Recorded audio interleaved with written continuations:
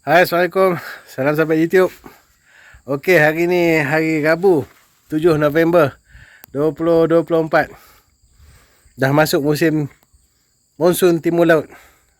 Dijangkakan bermula 5 November sampai berapa 5 Mac ke? 2025. Jadinya yalah, kita dah kena tukar dah sikit kita punya cara pengurusan kebun. Kan, sesuai dengan musim hujan. Okey, kebun saya ni saya dah racun pakai glyphosate. Kan, glyphosate campur dengan metsulfuron metil ataupun alai. Kan, sebab dia kita racun juga macam tu sebab inilah tak nak jadi macam tahun 2023. Jenuh nak mencuci kebunnya. Jadi kalau pokok tu termonyok sikit kan, kalau pokok kelapa, pokok mangga termonyok sikit tu nasib lah nak buat macam mana. Kan, sebab kita dah cuba dah untuk tak menyembur betul-betul pada pokok. Tapi kalau akar dia berjalan jauh, mungkinlah ada kesan yang sikit-sikit pada pokok tu. Tak boleh nak buat apa lah. Kan. Dan bahagian laman ni saya akan mesin lah. Kan. Kita akan mesin. Sebab bahagian laman ni pun saya rasa macam nak racun juga nanti. Kan. Sebab bahagian yang saya tak mesin adalah orang kata kawasan lapang di antara pokok kelapa yang depan dengan belakang. So satu line tu, situ je yang saya tak racun. Jadi situ pun saya akan racun juga kalau ada kesempatan. Tapi hari ni saya lebih kepada nak mengemas kebun sebenarnya. Kan. Benda yang saya nak kemas ni lah batang pipe ni. So batang pipe ni pun saya tak tahu nak letak mana. Kan. Tempat yang saya rasa saya nak letak tu, kat situ. Kita angkat sekeping-sekeping, kita susun kat situ. Kan. Kalau tak hanyut benda alah ni. Yang besar ni pun saya tak tahu lagi nak buat apa dengan dia. Jadinya tak apalah, yang besar ni biarlah macam ni dulu. Kan, kalau ikutkan nak juga ikat dia ke apa ke kan. Tapi nantilah tengok macam mana. Jadi ni bahagian yang saya tak sempat mesin itu hari. Kan. Lepas-lepas saya tanam pokok ni sebenarnya saya mesin dulu. Kan, tapi disebabkan bateri habis. Kan. Bateri dah habis, terpaksa lah berhenti kejap. Dengan bahagian ni, tempat yang saya parking kereta. Jadi saya mesin dulu lah, pakai mesin elektrik ni. Kan, lama dah tak start mesin petrol. Satu sebab nak mesin sikit-sikit je pun. Kan, bawa mesin petrol tu kalau nak mesin banyak, berbaloi. Nak mesin sikit-sikit, benda ni pun lepas. Macam biasa saya tak ada tripod, pakai ni lah. Saya punya mounting telefon. Kita rakam dari sini lah. Okey, saya start mesin dulu.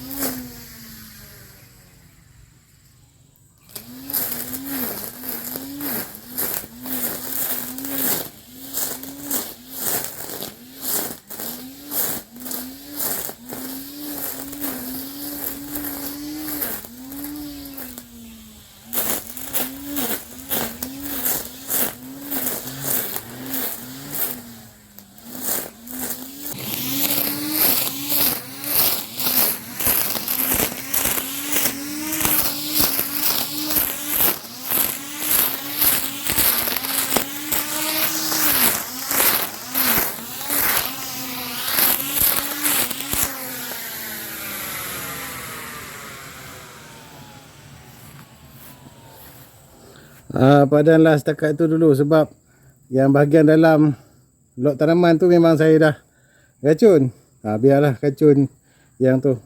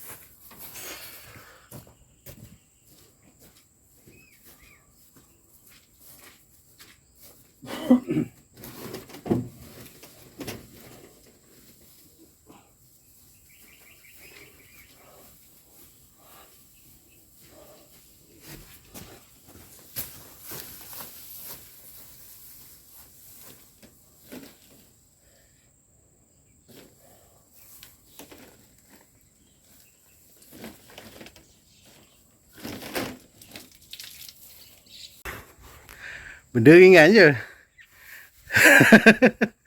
Tapi nak angkat payah. Yang berat ni, yang paip 2 inci ni. Sebab dia masa saya ambil daripada ujung kebun, masa dia hanyut dulu, air ada dalam ni. Tak tahu macam mana nak buang air dia. Nanti mungkinlah tunggu ada masa lapang sikit, buka balik gulung tu, buang air dalam dia, baru gulung balik. Tapi bukan kerja seorang nak gulung paip 2 inci ni. Itu yang biarkan macam ni dulu. Okey, kerja kat kebun ni sebenarnya tak ada apa sangat.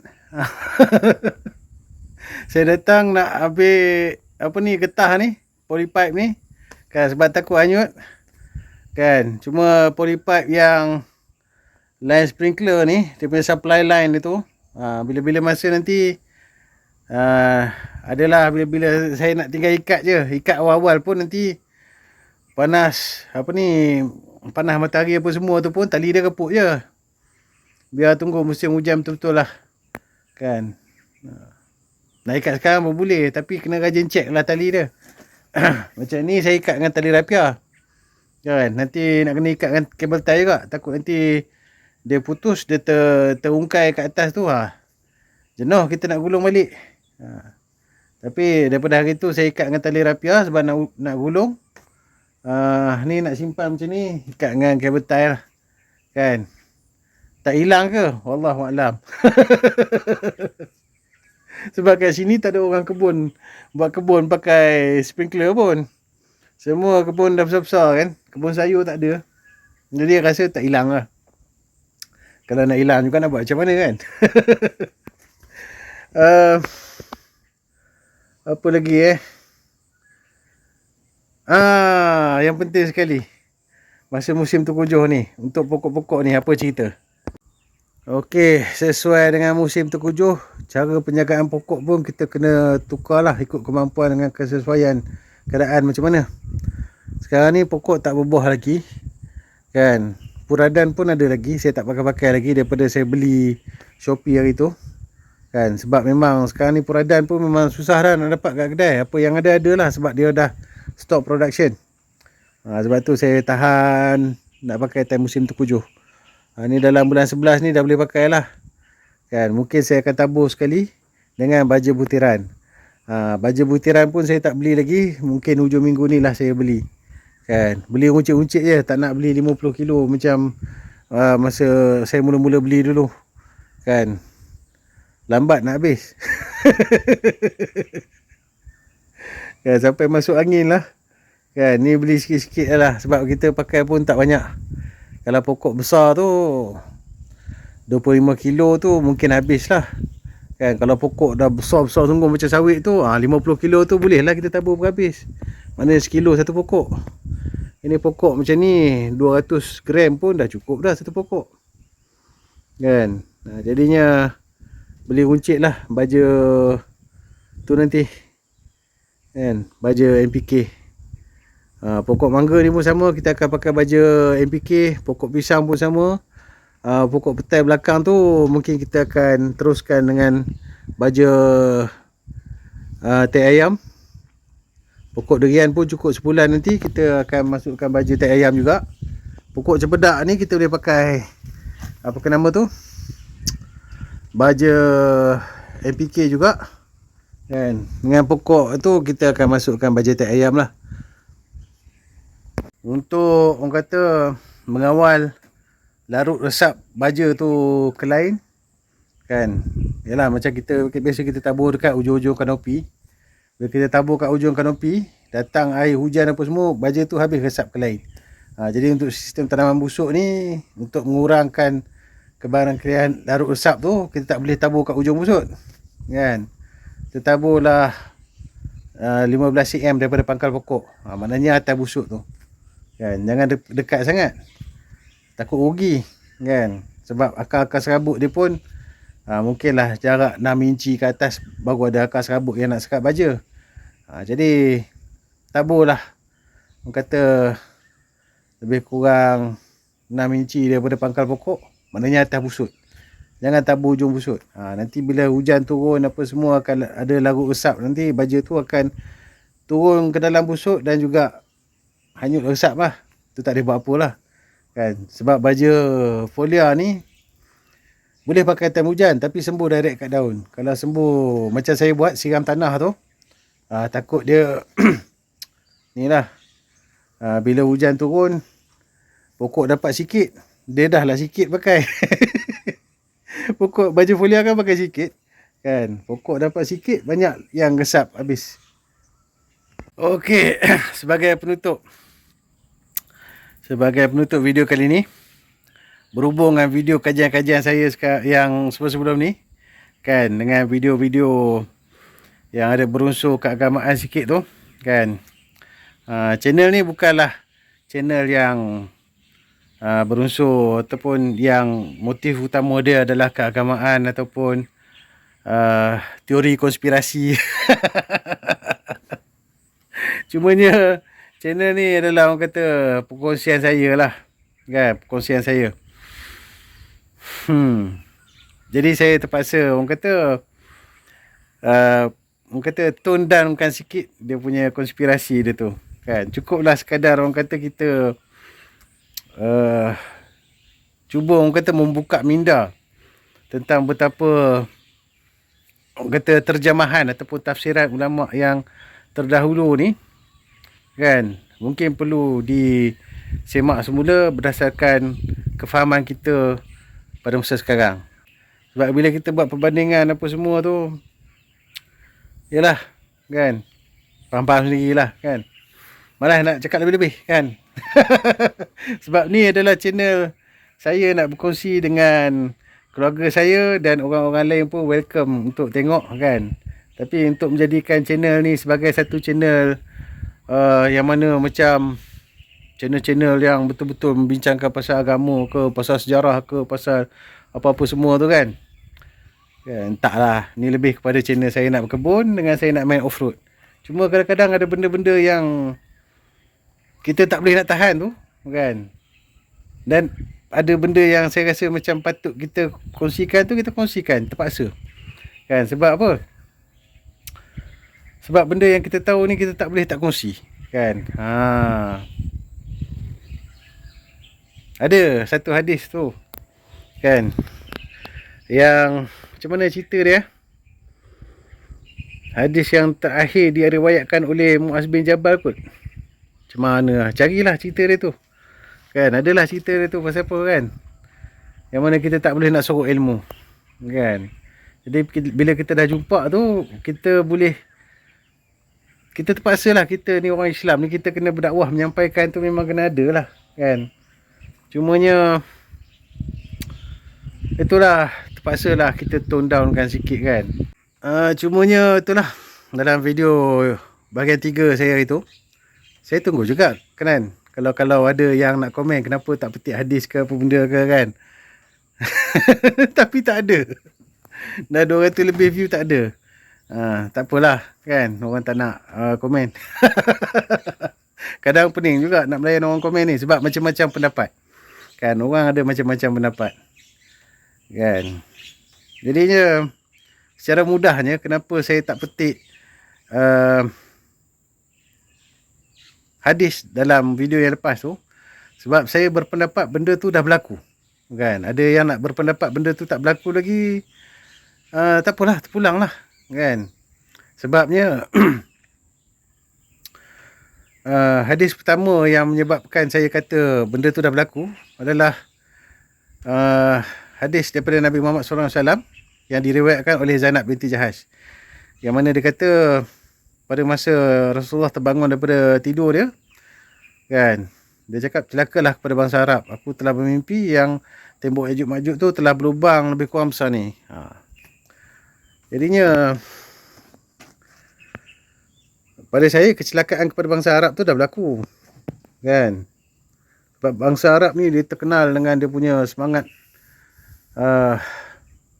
asabiah dia kan, yang mana itu zaman jahil dia lah, yang mana selepas pemerintahan Islam ni, bangsa Arab ni dah disatukan bawah satu zaman pemerintahan khalifah, yang mana dah berakhir pada tahun 1924 dulu, pada zaman yang ditandai dengan keruntuhan pemerintahan Khalifah Uthmaniyah kan. Jadi bangsa Arab berpecah balik kan. Jadilah dia asabiah balik, pentingkan diri sendiri, tak ada penyatuan apa semua kan. Jadi kalau ada orang yang berpendapat itu bukanlah kecelakaan yang dimaksudkan oleh Nabi Muhammad SAW dalam mimpi dia tu, terpulang lah kan. Kan, kita nak cakap macam mana kan. Sama juga satu hadis daripada Abu Hurairah, yang mana dia meriwayatkan, hadis ni hadis sahih kan, macam saya cakap hari tu, hadis ni hadis sahih.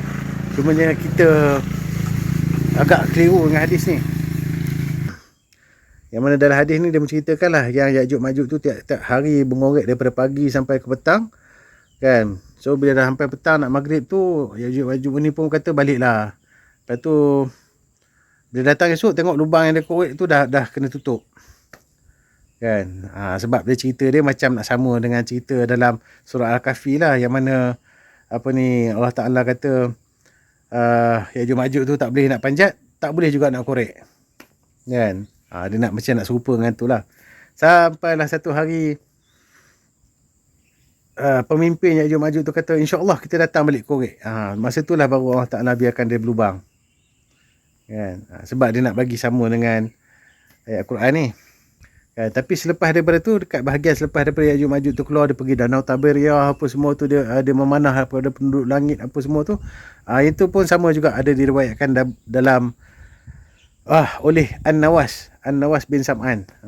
Carilah kitab yang memetik hadis akhir zaman ni tentang Ya'juj Ma'juj ni daripada An-Nawas bin Sam'an. Yang ni dia cerita lengkap daripada Dajjal sampailah pemerintahan Nabi Isa AS. Dia punya cerita dia Kan, cuma pada bahagian Ya'juj Ma'juj mengorek tu je yang ada kepelikan situ. Kan, sebabnya satu, dia macam nak sama dengan surah Al-Kahfi. Kan, tapi itulah kan, dia kata Ya'juj Ma'juj tu tak boleh nak korek sampailah dia ucap insya-Allah apa semua. Tapi dalam surah Al-Anbiya, Allah Taala kata Ya'juj Ma'juj tu turun daripada tempat tinggi, bukan daripada cerah tembok apa ni, cerah tembok tu. Jadi macam mana kita nak letak status hadis ni? Kan, sebab hadis ni sebab itulah ada orang kata, Ustaz Zahid Idrus cakap kan, hadis ni kalau kata Nabi ikut kanan, ulama ikut kiri, kita kena ikut kiri. Sebab apa? Sebab ulama je yang tahu turutan hadis ni macam mana. Kan? Yang mana satu dulu, yang mana satu kemudian. Contoh paling mudah kan. Dulu pada asalnya orang perempuan ni Rasulullah SAW melarang pergi lawat kubur. Kan? Sebab masa zaman Arab Jahiliah dulu, mereka ni suka koyak-koyak baju, kan, menangis, meronta-ronta dekat kubur kan. Jadi bila selepas dah lama sikit, Rasulullah SAW benarkanlah orang perempuan ni untuk pergi ziarah kubur untuk ambil iktibar. Tapi bukanlah orang kata balu kepada arwah kan. Balu kepada arwah tu dia punya idah dah berjalan. Tak boleh keluar dah. Tapi kalau adik-beradik dia ke, mak dia ke, nenek dia ke, mak saudara ke, bolehlah pergi melawat. Macam tu. Cumanya, jadi saya dalam bab hadis yang Dajjal korek-mengorek ni, saya macam tak boleh nak hujah lebih-lebih. Sebab kat situ pun dengan ayat Quran tu kata dalam surah Al-Kahfi tu, Dajjal tu dekat kaki gunung, yang mana bila ada tembok tu, dia orang tak boleh nak panjat, dia orang tak boleh nak korek. Tapi apabila Ya'juj Ma'juj tu keluar nanti, dalam surah Al-Anbiya dia ceritakan dia akan meluru turun daripada kaki gunung, daripada puncak gunung, daripada tempat-tempat yang tinggi. Kan? Jadi walaupun grade dia sahih, tapi sahih dia tu bagi saya mungkin selepas daripada cerita bila Ya'juj Ma'juj tu dah keluar, dia pergi minum danau Tabariyah, dah pergi memanah langit lah apa semua tu, mungkin selepas daripada tu. Tapi cerita dekat bab mengorek tu, ada yang tak kena lah kan. Nak cakap lebih-lebih tak tahulah kan. Mungkin juga hadis tu memang datang daripada Rasulullah SAW, tapi kemudiannya dibetulkan oleh Jibril ke apa ke, jadi part tu dah tak diulang lah dalam hadis yang selepas-lepas tu. Wallahu a'lam, kita tak tahu kan. Sebab macam saya cerita tadilah, yang cerita pasal kubur tu kan, contoh kan, yang ni kena orang-orang yang betul-betul study hadis tu lah kaji kan. Tapi itulah hadis yang pasal Zainab tadi kan, celakalah kepada bangsa Arab yang semua dah berpecah belah apa semua tu. Kemudian daripada surah Al-Anbiya tu, ayat 95 dengan 96. Jangan baca 96 saja, baca 95 sekali. Sebab 96 tu adalah sambungan kepada 95. Yang mana kaum-kaum yang telah dihalau keluar daripada negeri dia tu, Ya'juj Ma'juj tu bawa balik ke negeri dia. Malaslah nak ulas lebih-lebih. Jadi sekian sajalah perkongsian saya pada kali ini. Sampai berjumpa lagi. Assalamualaikum dan selamat bertani.